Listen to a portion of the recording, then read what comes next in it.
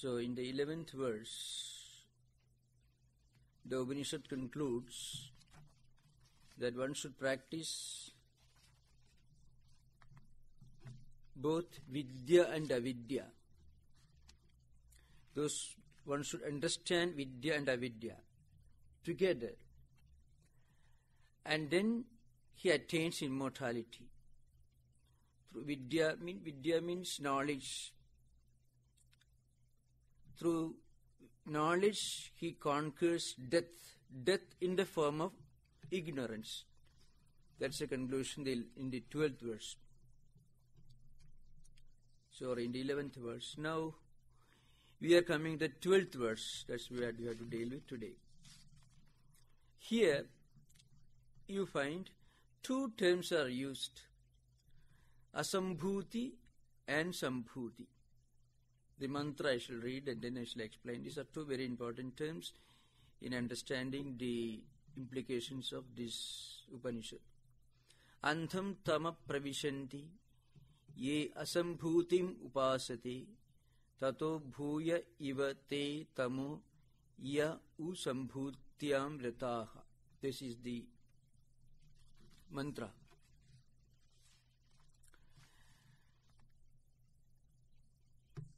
Ye asambhutim upasate. Those who worship the unmanifested, or sometimes called non-becoming. I will explain this. It's a technical term. So those who worship the unmanifested, they attain blindness. And those who are engrossed in Sambhuti, they enter a world which is much darker. This is the idea behind. Now there is a great philosophical evolution behind this.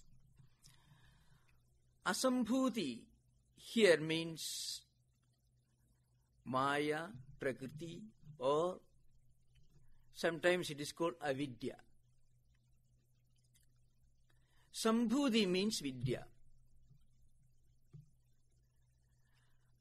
And again, Asambhuti also means the origin of the entire creation, from where this entire creation emerges. What is creation? Creation is nothing but a combination of name and form. That's what we call creation. We can never think of an object in this world except as a blend of, as a synthesis of a particular name and a particular form. Even if we think of something which you have seen, which perhaps you may argue it doesn't have a form at all, but still in our mind we will have an idea of having seen something, the name of which I don't know. So you can never think of anything in this world, anything in the empirical world, in the phenomenal world, without associating a form and a corresponding name, a word which you use to recall that object. As I said, you may see something for the first time in your life, the name of which you don't know. And later you may recollect the form. When you recollect the form, you mentally imagine something which has a form, but name of which you do not know. But still you have an idea of a name, only you do not know the word by which that particular object is called. So what is this phenomenal world? It is nothing but a combination of name and form. Now, Sambhuti in the Upanishadic terminology also means an idea of a God with a definite form, with a name and certain specific characteristics: compassionate, mercy, strength, power, glory, and so on. This is associated with the Vedic evolution of the idea of God. Going deeper, you will understand when you read Upanishads later, even if you read the works of Max Muller, Deussen and others, they have incorporated in their writings these ideas which they have taken from the Upanishadic and Vedic terminology. Modern Indologists like Deussen and Max Muller and a few others, Parpola is an Italian Vedic scholar who still perhaps may not have passed away. So they have accepted that there are 6 stages in the evolution of the idea of God in Vedic literature. A traditional Vedic scholar won't analyze the evolution of God in this way. But modern thinkers and interpreters, in their attempt to make Vedic philosophy intelligible to those who are well-versed in European thought systems, have analyzed 6 stages in the evolution of the idea of God in the Vedas. The first stage is, it's called pantheism. The term was given by Max Muller. Pantheism means the belief that nature is God. The divinity expresses itself in its complete form in nature. In Vedas there are many hymns which are Sanskrit called suktas, Sindhu Sukta, Saraswati Sukta, and so many suktas, where different natural phenomena are elevated to the status of deities. So you can find from the lowest pantheistic idea to absolutistic monism or absolutic idealism. These are the 2 stages. The first, the primitive stage, the beginning, or rather the kindergarten, or the most elementary stage in the evolution of the idea of God is pantheism. It's a kind of nature worship. Even in modern times, great poets like Wordsworth and few, they were all pantheists. They commented this. And the highest idea is Advaita. It's called absolutist monism. Between these 2 stages, there are 4 intermediary stages. So after pantheism, the next stage is called polytheism. Polytheism implies belief or denotes belief in a variety of deities or gods. So in the Rigveda Samhita, which is the oldest of Vedic literature, and it is the oldest religious philosophical scripture also, because modern philologists and Orientalists have come to the conclusion that it is much older than the city of the dead of the ancient Egyptians, which may have taken the present form around 2000 BC. Rigveda is at least it's 6,000 years old, it means 4000 BC. So the second stage in the evolution is polytheism, belief in a variety of gods and goddesses. The Vedic seers began, first of all, equating nature with God, which is called pantheism, and then they began to contemplate, is there any divine principle, a supernatural principle which functions, which activates, which energizes this natural phenomena? So Saraswati Suktam is there. In one way you can interpret it to mean the river Saraswati. In another way you can interpret it in the sense that it implies the goddess of learning, the supreme idea of learning or knowledge. The third stage in the evolution of Vedic pantheon is called henotheism. This is Max Muller's. Max Muller has made a great contribution by proposing these ideas. He worked very hard. So Max Muller says the third stage is henotheism. Now what he means by henotheism is this. In Vedas there are innumerable deities and innumerable hymns, devotional songs in praise of different gods and goddesses. In many of these hymns, the particular deity or godhead, which is a theme of that hymn, is elevated to the supreme deity. So sometimes it's called opportunistic monotheism, a term which is it doesn't have any sarcasm behind it. It is the way henotheism is sometimes explained or described. Because there is Indra Suktam is there. In Indra Suktam, if Indra is elevated to the status of the supreme deity. These are different deities. Vishnu, Indra, Rudra, Pavamana, Soma, and so on. These are different deities. Agni, Varuna, Vayu, Matarishwa, and so on you find.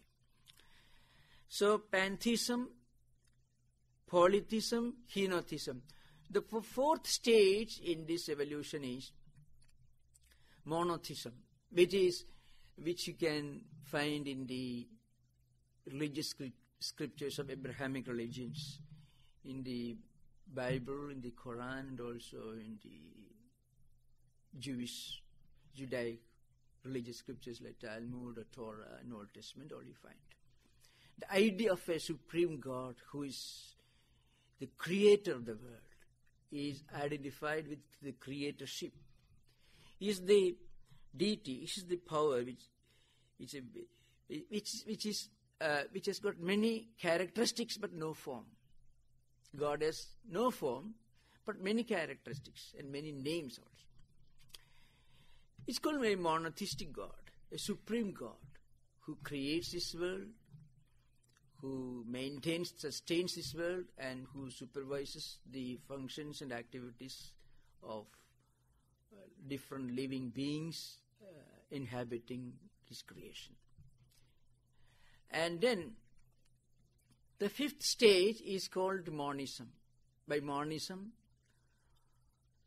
we should understand Adi Shankaracharya's Advaita, which doesn't deny the previous four stages, but accommodates all these stages. Advaita doesn't reject any of the earlier stages in the evolution of the concept of God, but rather it accommodates all this, but goes beyond that. That God is conceived to be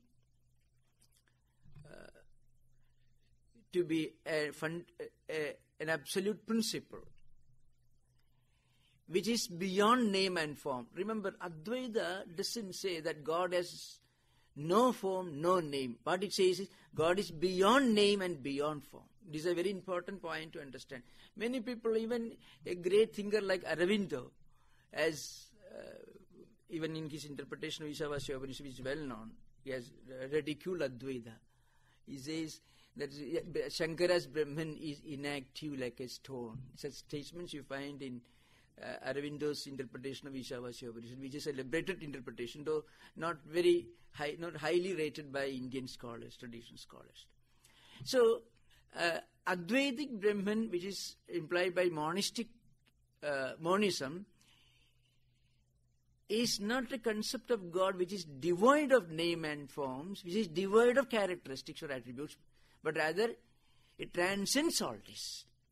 Because any name, any form, any attribute, any characteristic amounts to a definition. If you give something, anything a name and form, you are defining it. And every definition is a limitation.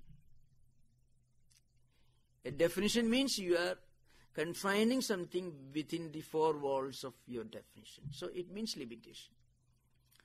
So Advaitic God is Atman, as an indweller in every living being in this world, And it is Brahman as the ultimate transcendental principle, with a supreme principle which assumes the form of different gods and goddesses, different names and all that.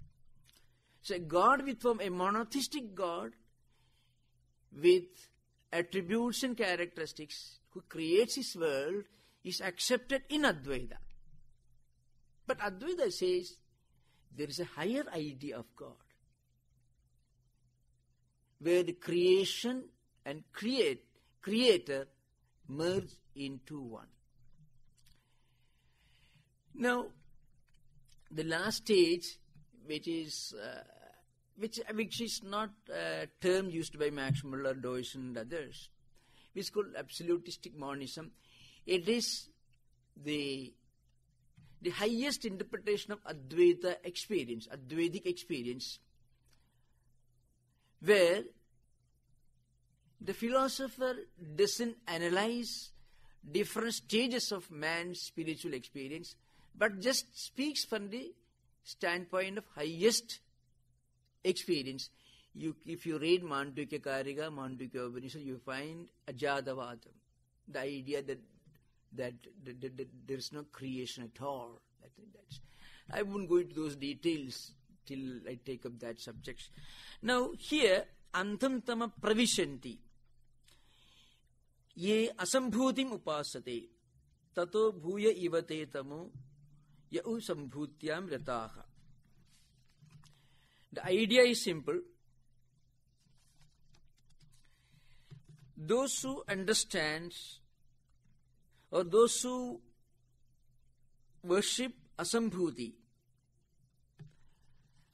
which means the unmanifested form, they enter, they become one with, they experience the unity with the unmanifest form. But that is not the end of the journey, spiritual journey. They have to be born again in the next cycle. That's what the Upanishad states, the commentator states. And those who follow or those who understand and worship Sambhuti, by which means Vidya or Hiranyagarbha, which is a monotheistic God, they attain the characteristics and qualities of that particular God. But they can never get liberation from the cycle of life and death. That's what the Upanishad say.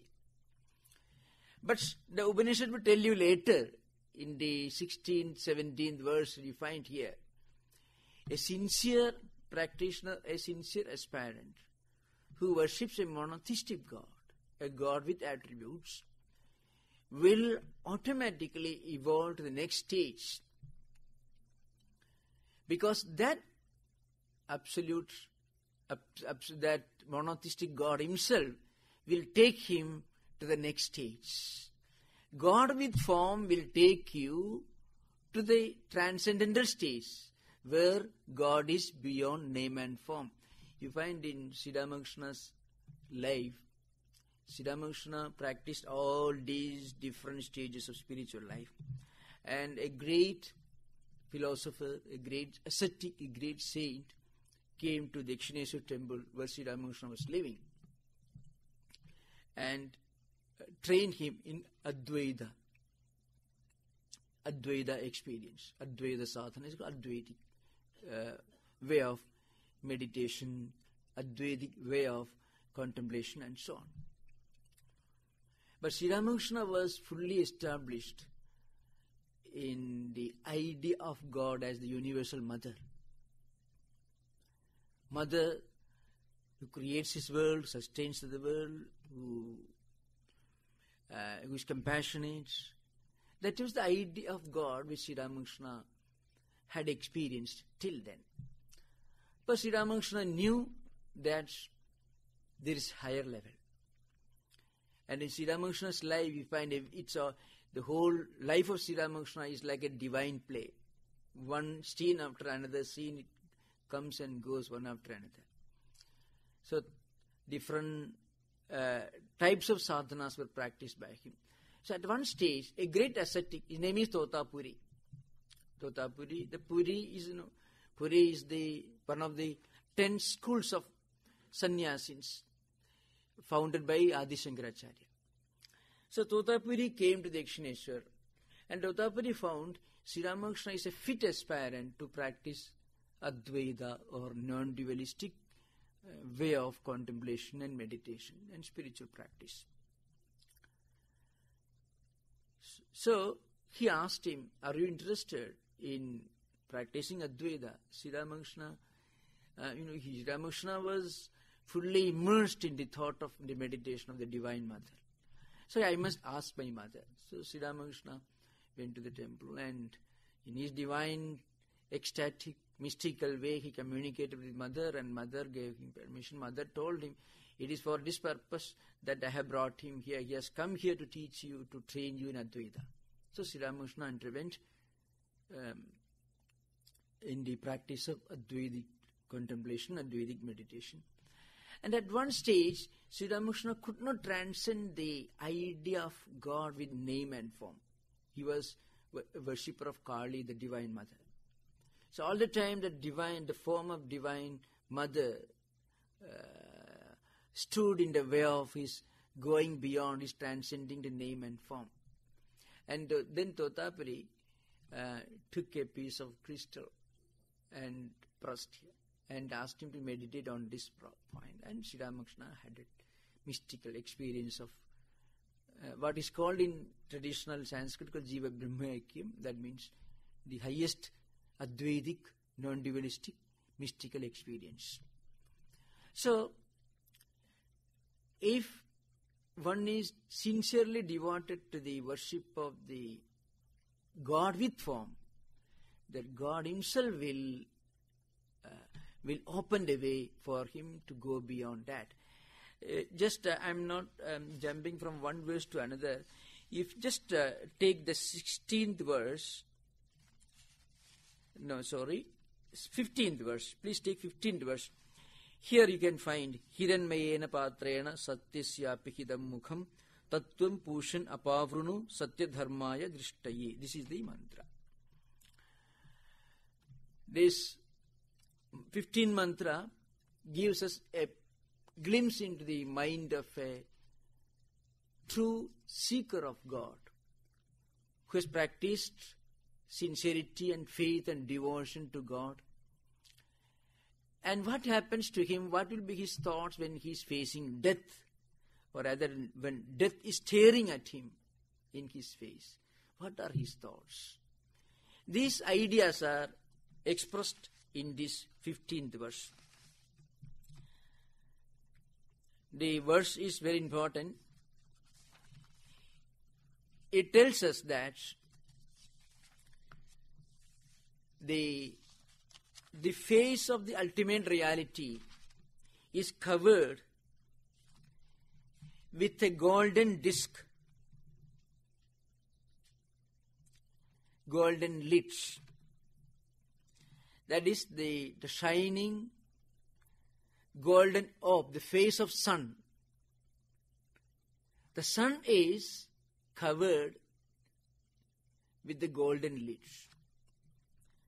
You kindly remove that lids so that I can see your true nature. The implication is this. It is very, very important and very much related to what I have been explaining till now. A devotee who has practiced truth and sincerity, all the moral qualities, moral values, and who has led an ideal life. But he has not attained highest spiritual realization of non-dualistic experience. And he has been worshipping sun as his God. Now sun is one of the symbols, Vedic symbols. In Vedic symbology is so vast and varied, Sun, Surya, Pushan. Sun is also one of the deities mentioned in the Vedic symbolism. Now, there is a special reason why Vedic seers used to conceive of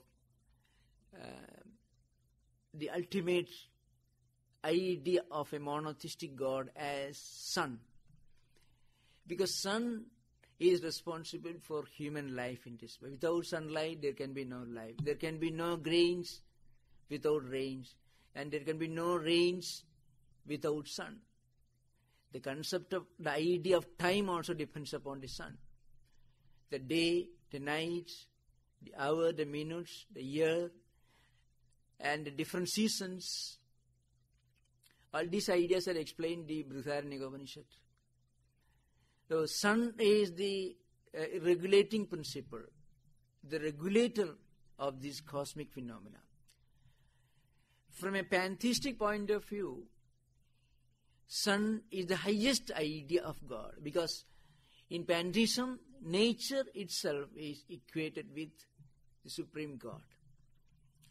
And sun is perhaps the highest and most universal symbol of the divine truth in pantheism. As I said earlier, without sun there can be no life in this world. No animal life, no animal kingdom, no human beings. Without sun there will be no rivers, no oceans. Without water, without rain there will be no water principle. And rain comes only because sun absorbs water from the ocean and then comes down in the form of rains and so on. So sun was a very important figure in Vedic symbology. So the 15th verse tells us, it gives us a peep into the mind of a great devotee of God who had been worshipping sun as the supreme God. Then he requests him, see, your true nature is covered with a golden lid. What is that golden lid? Name and form. Name and form. You remove the name and form, then you get that supreme reality. In fact, if you remove name and form from the universe, there will be only one truth. In the Chandogya Upanishad, there is an interesting episode which drives home this idea in a very emphatic style. There is a dialogue in the 6th chapter of Chandogya Upanishad, a dialogue between a father and his son. Father's name is Uddalaka, son's name is Shvetaketu. I explained this some time back, but I shall refer to one idea. In the early lectures, I referred to this. The son went to his school, and after his studies, he returned, and the father found the boy. By the time he was not a boy, he was quite grown-up young man. Instead of becoming humble and tranquil, with an equanimity of mind, the boy had become a headstrong fellow who thought himself to be a very learned man. The father wanted to bring him to a proper understanding of what education really ought to be. So the father asked, did you learn that by knowing which everything that is unknown becomes known? Did you hear about that by hearing which everything that is unheard of becomes known? In this way, the father put a number of questions. The son said, well, I don't know anything about any such learning. Then father told him, that's the real learning. Then he says, Vacharampanam vikaro namadheyam murtigetyeva satyam. That is the relevant portion here in this context. The Upanishad mantra says, all that is changing, everything in the peripheral, in the empirical, in the phenomenal world, which is subject to change, which comes into existence sometime in the past, exists for some time, and will vanish sometime in future. All these are changing. These are only names and forms. Nothing other than that. You remove name and form, then it is the same. The example is given, Mrittiketeva Satyam. See, on the one side, you have a heap of clay. On the other side, you have a number of utensils. made from that clay. Glasses, pots and pans and so on, made of the same clay. Now, what is the distinction between this heap of clay on the one hand and 100 utensils, different shapes and sizes, different types of pots, pans, buckets, glasses, all made of clay? The only difference is these utensils have got a name and a shape. When the clay takes the shape of a glass, you call it glass, because it has got a shape, a form. So you remove this name and form, then it is not different from the clay. So anything which changes, the clay becomes glass or pots and pans, etc. All these are nothing but name and form.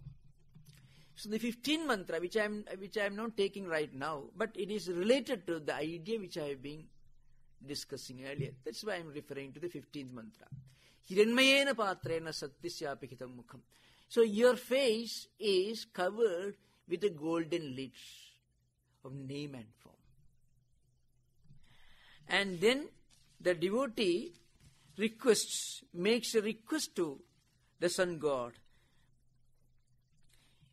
He says, Tat satyadharmaya drishtaye tuam apavrunu. That lid you kindly remove for my sake, so that I can have a clear vision of your true nature. So, a sincere devotee of a monotheistic God, a God with name and form, a supreme deity, will automatically evolve to the next stage of his spiritual evolution, to the stage of Advaita, or non-dualism. So here, that's the idea which I wanted to stress. Now here, Sambhuti stands for a monotheistic God. And what is the result of worshipping a monotheistic God? The result is we get all the characteristics and qualities of that God. See, if you worship a God who you claim is compassionate, you cannot yourself be very cruel and merciless. Then you are doing a great disservice to the very idea of God.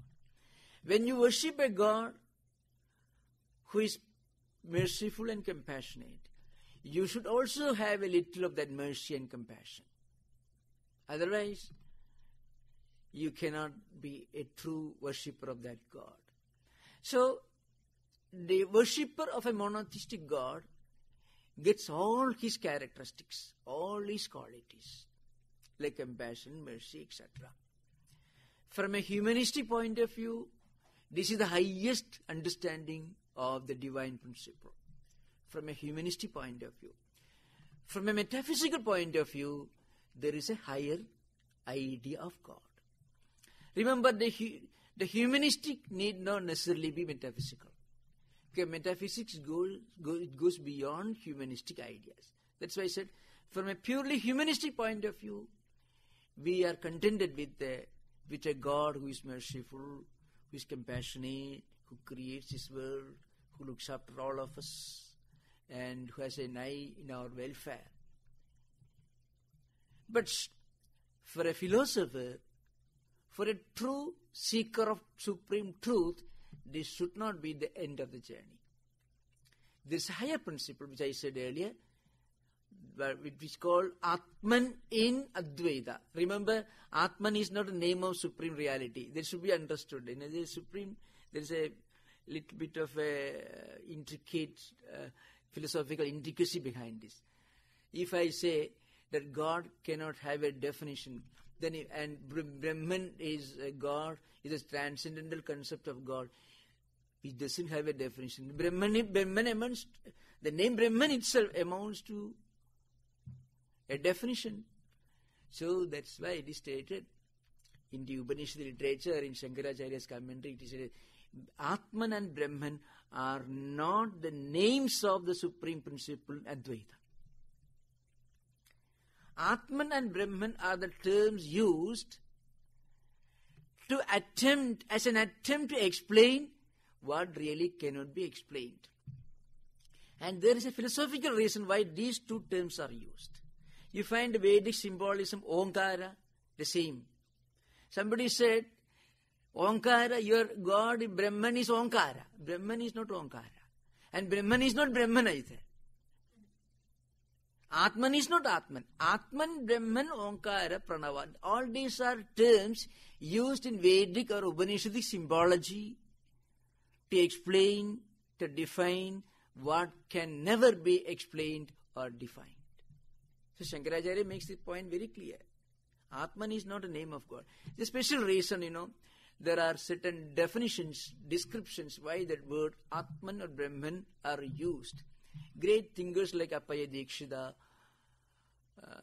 Sureshwara, all these are commentators and super commentators. I won't quote them because it may not be proper in this context, but I shall put the idea behind. Atman implies the supreme reality which is present as the indweller in every living being.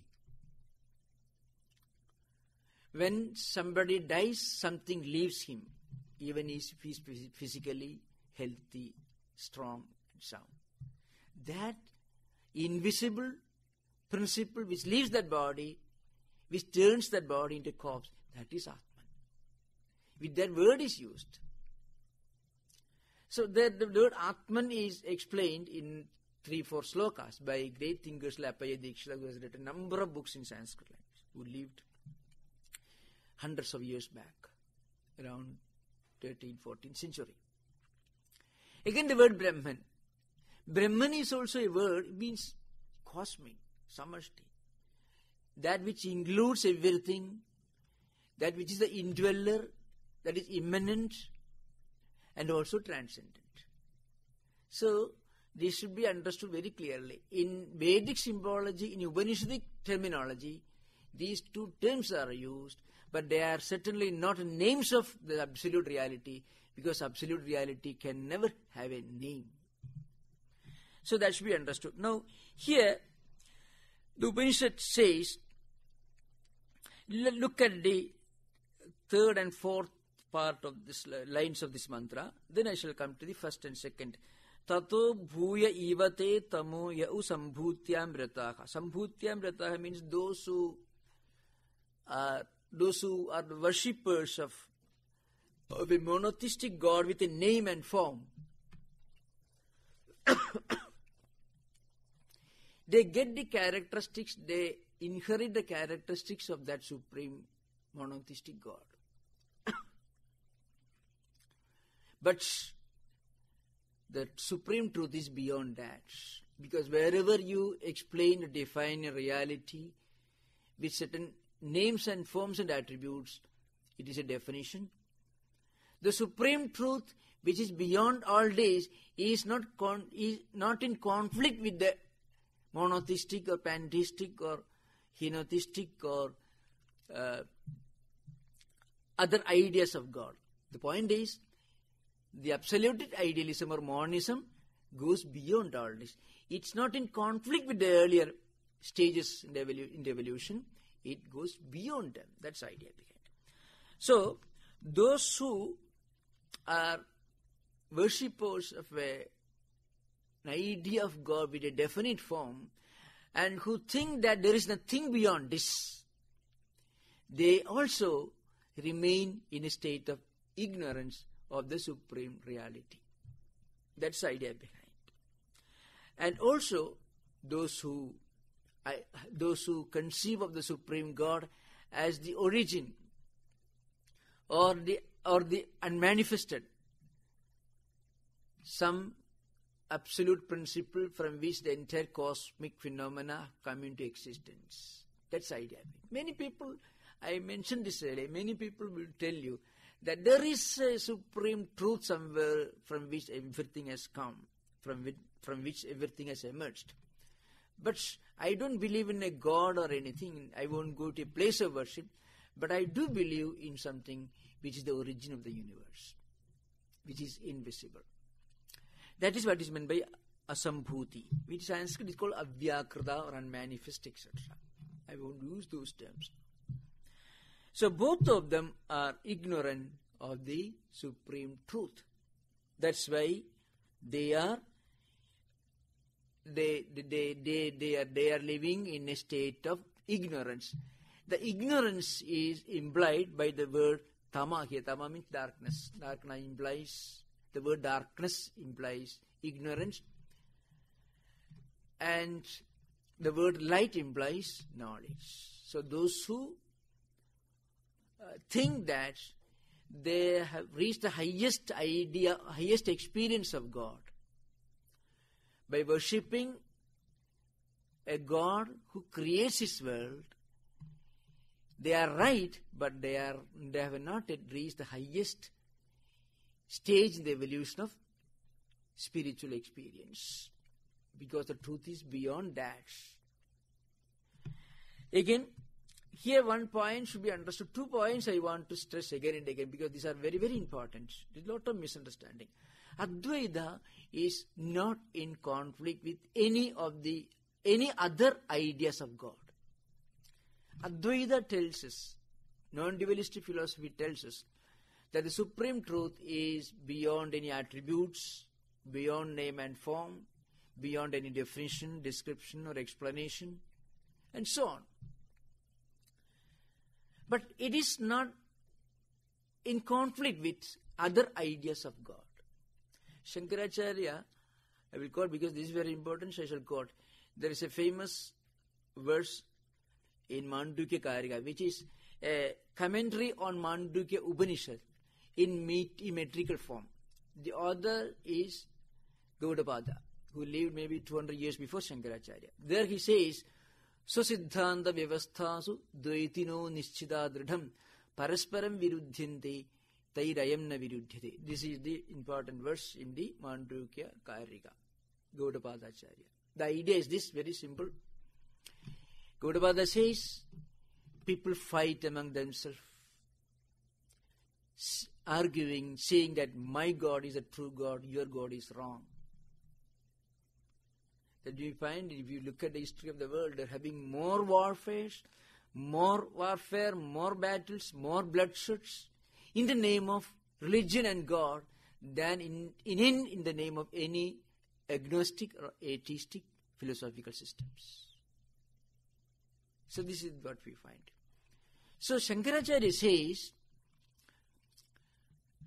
people fight among themselves, arguing that their own individual ideas of God alone are real or true, everything else is untrue or unreal.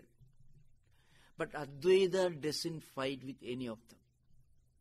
Asmadiyoyam Vaidyigo Dharma Parasparam Virodhi Na Viruddhyate. Means this Advaita doesn't quarrel, fight with any of them. Then he says, Shankaracharya says, Yatha Suhasta Padadibhi. I shall explain in English. But Shankaracharya says, see, we cannot fight with our own hands and legs. If you are angry with your own head and give a knock to your head, you are going to suffer. You won't fight with your own hands and legs or your heads unless you are absolutely fit candidate for the asylum. So, nobody quarrels with himself. Similarly, Advaita looks upon all other systems of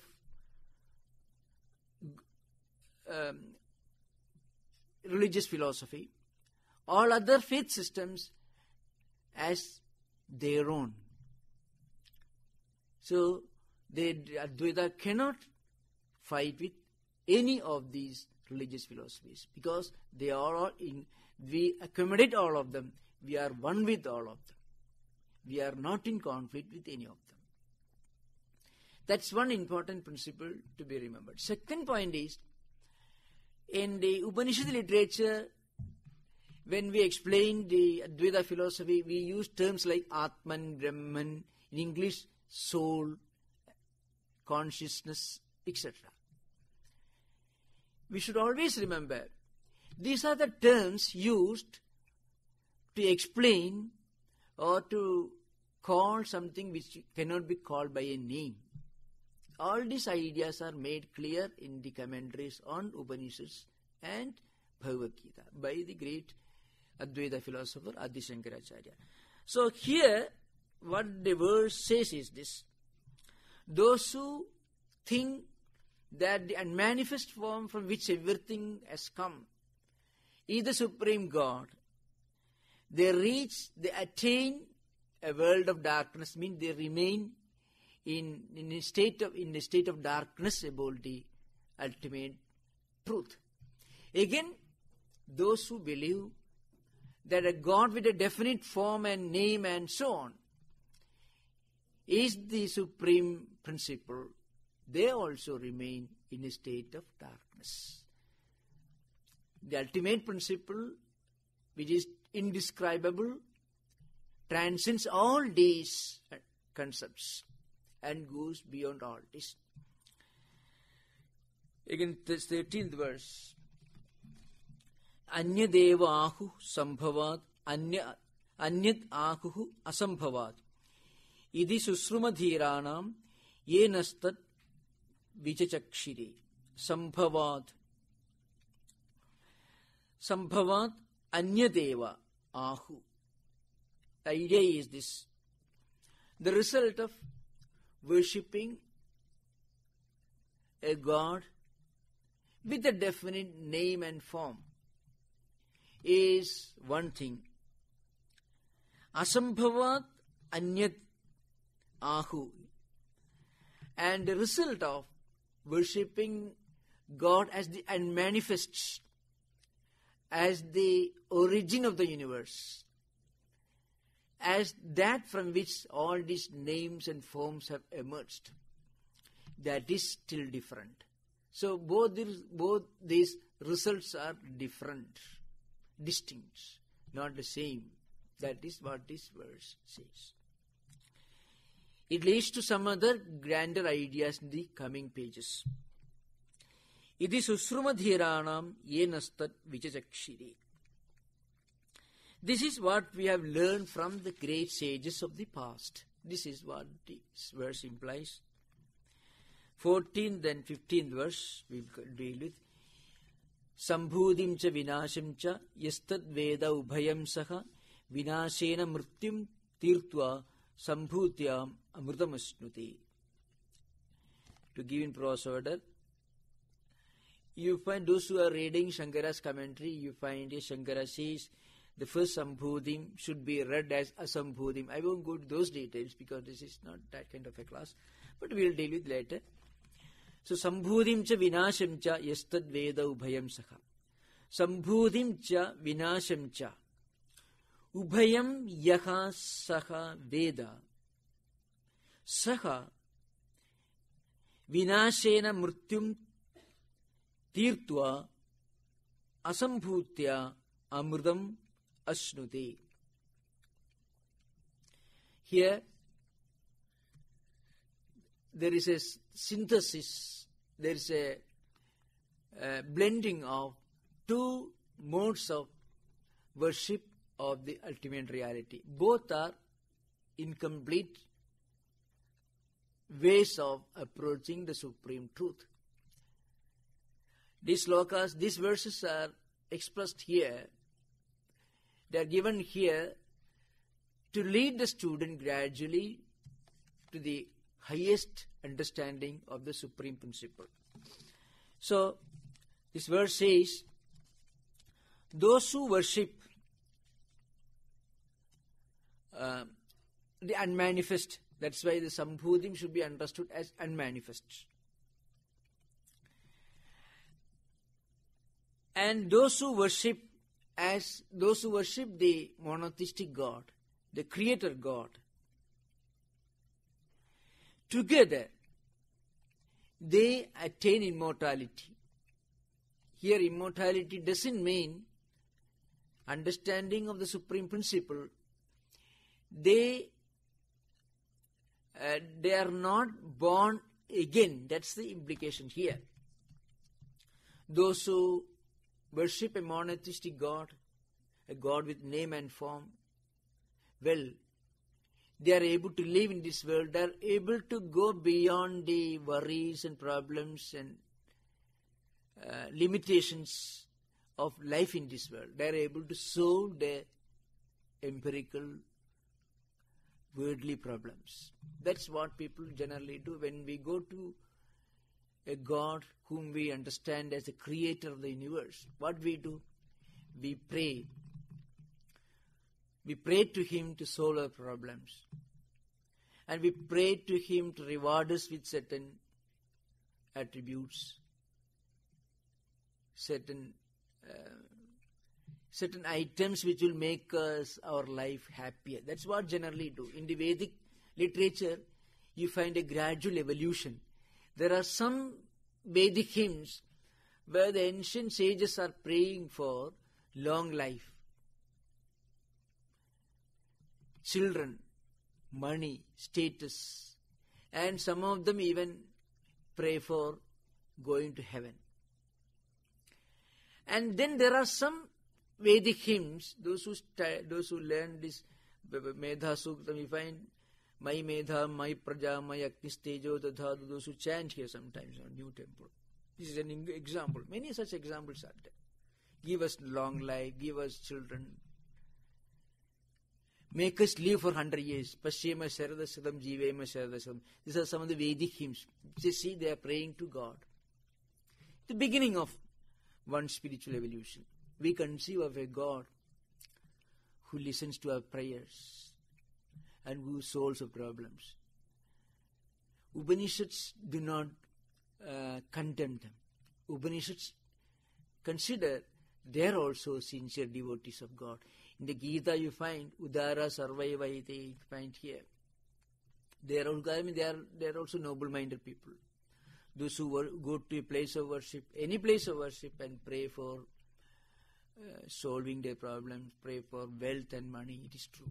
In fact, Vedanta tells us, Vedanta gives a very interesting description of the intermediary period between the two stages of a man's spiritual evolution. Which are the two stages? First stage, you think of a God who listens to our prayers, who is compassionate, who will give us wealth if we are poor, who give us status if we don't have a status, who give us long life and health if we don't have both of them. They are also true, sincere seekers of God. In Bhagavad Gita, Lord Krishna implies, and the commentators explain, how this man becomes a higher devotee of a higher order. If you pray sincerely to God for solving your worldly problems and for giving you some worldly pleasures, God listens to you and your prayers are answered. Now, when you go on repeating this again, you feel a sense of gratitude to this compassionate God who listens to your prayers and who solves your problems. This sense of gratitude establishes an intimate relationship between devotee and God. God has listened to me, He has solved my problems. So I must love that God. I must worship Him even without praying for anything. At a higher level. So, then slowly a devotee starts worshipping God without any desire, without any selfish motive. That's how he evolves the next stage of spiritual evolution. This is what the Gita says. This idea of Gita is nothing but a commentary on the Upanishad, the philosophy, nothing else. So, this verse tells you that if you combined the worship of the unmanifest and the worship of the manifest monotheistic God, Hiranyagarbha sometimes called, together you go beyond the problems of this world. But the Upanishad doesn't tell you that it takes you to the highest spiritual realization. The highest spiritual realization in Advaitic tradition is cessation of this wheel of, or the cycle of life and death. If you combine these two types of worship, you are able to live for a long time in a higher world, the celestial world. But after a long time, you have to be born again. You will be born again. But if you want to go beyond this cycle of life and death, so even to be born as a king with all pleasures is a matter of grief in Vedantic tradition. Birth itself, by its very nature, is a limitation. It's an imperfection in Vedantic terminology. Even going to heaven is an imperfection, is a limitation. Vedanta is perhaps the only religious philosophy which looks even beyond heaven. Because Vedanta tells us that even if you go to heaven and live there for millions of years, enjoying the fruits, the results of your good actions for which God has given you this reward, still, when these results are exhausted, you will be born again. One can go beyond this cycle of life and death only when he realizes that he is the supreme principle, supreme truth, Atman or Brahman, supreme consciousness, which is never born and therefore which never dies. It is Ajam and it is Anantam. It is the eternal supreme principle. When one realizes that truth, he gets out of this cycle of death. That's why, we are after all what we conceive ourselves to be what we are. That is a spiritual principle and also a philosophical principle. We are actually what we sincerely believe ourselves to be, or what we sincerely think ourselves to be. If we think we are bound, if we think we are miserable, so we must pray to God to solve the problems, then God will give you solution to these problems, but your understanding of God will be limited to that extent. But when we realize that we are the supreme truth, which is beyond all this, which is not subject to this cycle of life and death, then we get out of this wheel of existence, relative existence. That's what the Upanishad tells. In fact, the 15th mantra contains a prayer from a devotee to take him out of this wheel of life and death. So long as we continue doing actions, any kind of action, thinking, speaking, or doing things with our hands, whatever we do, if we do with any, even the least desire, we have to be born again, either to enjoy or suffer that desire, according to our mindsets with which we have done this work. We have to be born again and again. The moment we transcend this realm of this jurisdiction of desire and selfishness, then we are out of this cycle of life and death. So, in the 15th verse, as I explained earlier, Hiranmayena patrena satyasya mukham apihitam, the golden disc or golden lids. The devotee is addressing the sun god. As I explained earlier, from a pantheistic point of view, sun is the highest divine principle. In pantheism,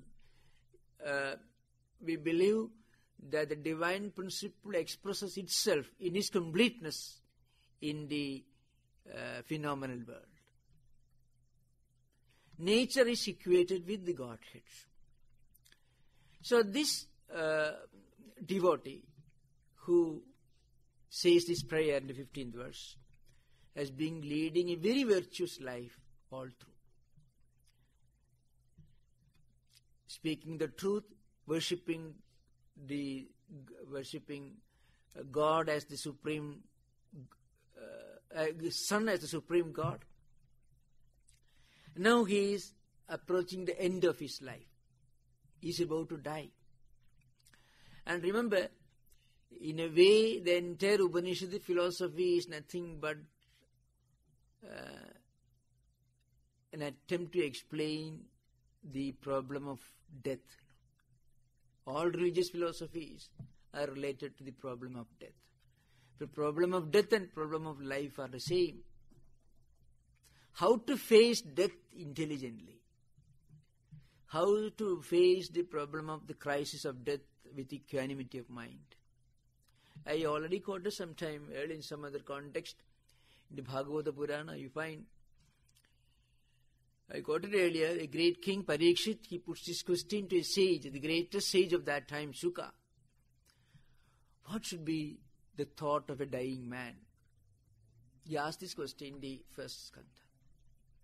And in answer to this, in the second book of that text, the great sage Shukla answers, Etavan Sankhya Yoga Abhyam Sudharma Parinishthaya Janma Labha Parapumsam Ante Narayana Smriti. In simple English, it means this. The ultimate goal of a man is to die with God's name in his lips and God's thoughts in his heart. Memory of God, of the Supreme Truth, in mind, that is the sign of a well-lived life. So that should be the ultimate goal. That should be the ultimate goal of a man whom death is staring at his face. Here, this devotee who has led a very virtuous life, who has been worshipping sun god all his life, he says, Satyadharmaya. He is referring to himself. Satyadharmaya means Mahyam. For myself.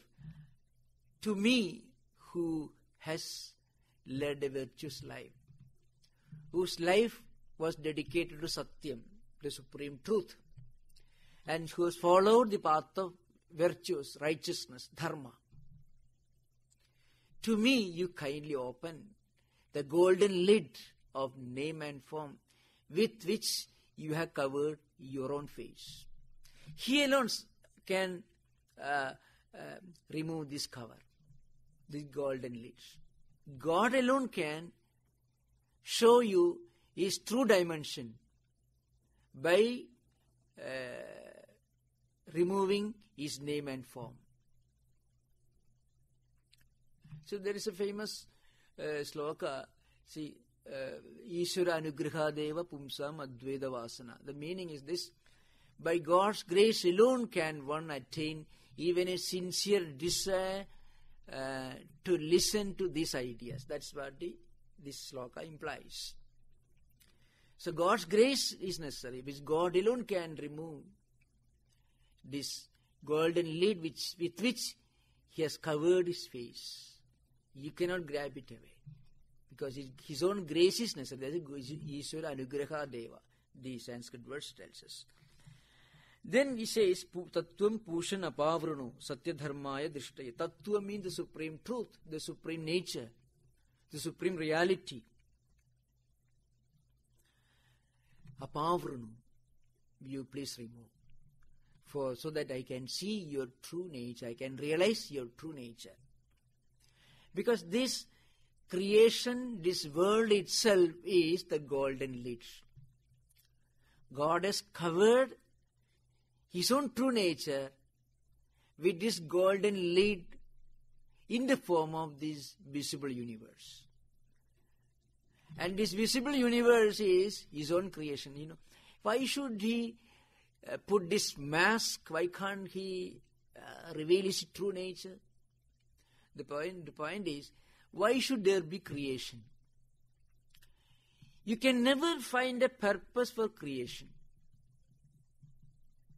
Why should God create this world? Now, if God is need of something, then He certainly not very, but His condition is not very, not much better than our condition. We are in need of many things. So God also is in need of something. He is in need of creating this world. And God doesn't have any need to fulfill. If He has a need to fulfill, God cannot be God. He will become imperfect. And what is imperfect cannot be God. So, this creation is explained in Vedantic language as a play, as a sport. There is a famous sutra is there, Brahmastra, Lokavat Leela Kaivalyam. The idea is, Advaitins explain this creation as a play. No, when you play, you don't have a purpose. If a sportsman may be working 6 hours, 7 hours, practicing every day, for him it is not Leela. Leela means play. For him he is working hard. For playing he may be reading a book. But a bookworm, a person who spends most of his time reading books, may play volleyball for half an hour. For him, volleyball play is play. But a professional volleyball player may be working 6-7 hours a day, toiling. For him it is not play. It is hard work. Then only he can remain in his team. So there cannot be any motive for play or sport.